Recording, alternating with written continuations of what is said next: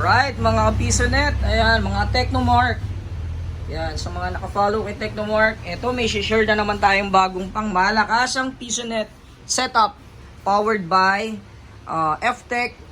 Ayan, powered by F-Tech timer. So ano ba yung F-Tech timer? So sa F-Tech timer is isa siyang centralized Pisonet timer.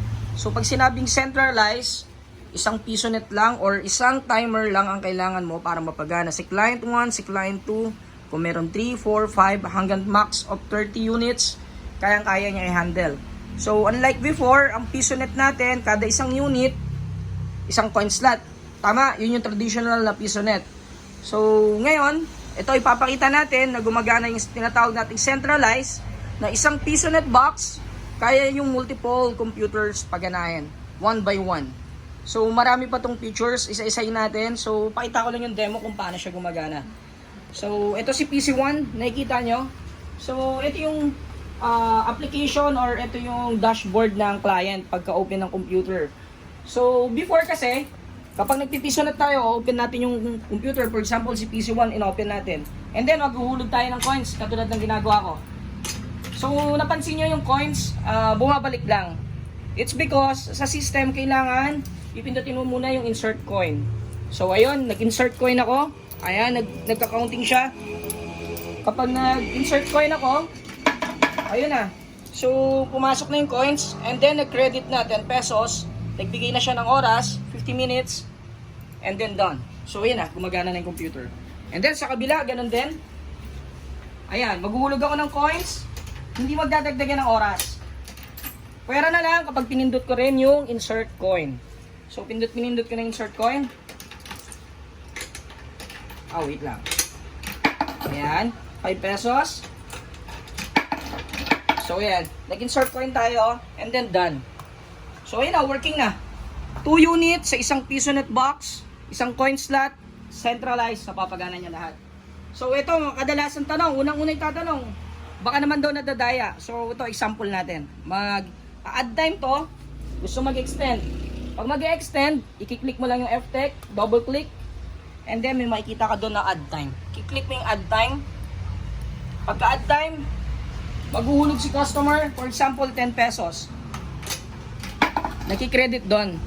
Nag-credit, ayan, 10 pesos, 50 minutes, and then, nakita nyo may timer, within 30 seconds dapat matapos siyang mag-transact. So, ito sabi, baka pwedeng pagsabihin yan, habang nag-insert coin dun sa PC2, is pwede rin gumana si PC1. No, hindi pa pwede yun. Ito yung double click ko si PC1 ha.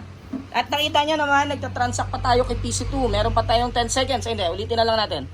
So, ayan. Para lang mahaba ulit yung oras. Add time, may 30 seconds si PC2 para matapos yung transaction. So, ayan. Meron siyang transaction ha. So, may live transaction pa tayo sa PC2. Punta tayo kay PC1. Tingnan natin kung pwede siyang mag-add time. No. Kita nyo yung error? Ang sabi ni F-Tech, sorry. Coin slot is currently busy or used. So please try again. It's because nagana pa si PC2. Nagtatransact pa siya. Pero kapag tapos na siya and done paying na, ayun na, balik tayo kay PC1. Tingnan natin kung gagana na siya. Add time. So ayun na, nagka-counting na siya. Pwede na siya mag-transact. Nagtatransact kay PC1. Balik naman tayo kay PC2, vice versa. Kung pwede mag-transact si PC2. No, sasabihin niya nagtatransact si PC1. Diba? So, powerful tong F-Tech kasi mura na. Ayun, sa maintenance, mas maganda to kasi isa na lang gagamitin natin na coin slot. Ito pa. May papakita ko sa inyo. Yung isang napakaganda. Punta tayo dito sa server ko. So, sa server ang F-Tech. Pwede mo siyang kontrolin kahit sa anong computer gamit mo. Basta meron kang, basta naka-local yung computer, pwede mo siyang ma-access. So, pwedeng kay PC1 or kay PC2 or pwedeng kahit anong computer basta magkakasama kayo sa isang switch hub. So, ayun. Punta tayo. Ito yung F-Tech dashboard. So, yan. Makikita mo kung ilan yung computer na nakakonect. 2. Connection doon. Kita mo pa yung sales. Ito yung gusto kong sabihin sa inyo.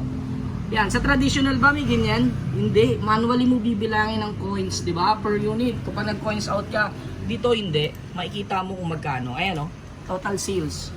Sige, tatry ko to si PC2 ha. Tignan nyo, 48 siya ngayon. Sige, steady mo lang. Magtatransact ako. Mag-add ako kay PC2. Wait lang. tayo ng 20 pesos. Dagdagan natin ng 20. So, nagtatransact tayo kay PC2, 20 pesos. Tignan natin kung mag-add yan. So, done paying. Nag-done. Ayun o, kita nyo, 68 na yung sales o. Diba? Yan ang sinasabi ko. Napakaganda nito. Yung pa, may marami pa itong features eh. Actually, ano pa eh, bago pa lang din sa akin to. Pero ayan, gusto ko kagad i-share sa inyo. Ano to, may shop schedule. Ito isa sa maganda to. Pwedeng mag-lock yung timer. Pwede nang hindi mahulugan yung mga piso net natin. Kunyari, gusto mo 10 o'clock, wala nang bata sa shop. So kahit anong insert point nila or kahit anong open nila sa unit, kahit wala kang bantay, hindi na nila mapapagana ang unit. So, isa yun sa maganda doon. Meron din tong member, yung pwede siya mag-member, pwede niya, kunyari may natira siya 30 minutes, pwede niya itago yun, and then, gagamitin niya as voucher. Pero i-on off yan, it depends sa ating owner kung paano natin isa-setup. Katulad sa akin, naka-off lahat, ayoko nang ganun. Ang gusto ko, nauubos yung oras, ubusin nila, or hindi, mauubos talaga, running time. So, ayun. Sa gustong mag-order ng FTech timer, ayan, ito yung FTech timer ko. Sticker na lang kulang, tignan nyo naman, Ayan. So, sa gustong mag-order nito, PM nyo ako for as low as 6,500. Ganitong unit na, isang buo, mapapagana niya na lahat ng computer mo. Free tutorial, sige may after sales, madali lang naman eh. Tsaka yung developer natin ng FTech is hands-on via any desk or any remote system na pwede sa online. Tutulungan niya kayo. Guaranteed ko yan.